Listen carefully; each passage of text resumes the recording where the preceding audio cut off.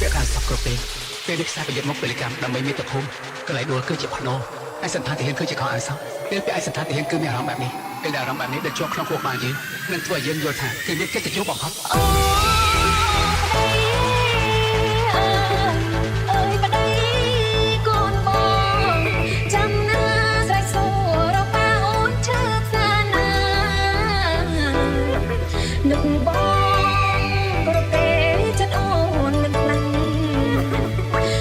ចាំបងចាំ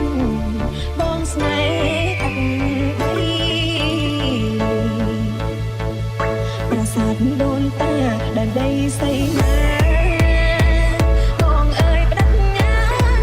តស៊ូយកជ័យកន្សែងជូនបងតាំងកោយដីសីចុះអូនភាំងក្ដីបងThis is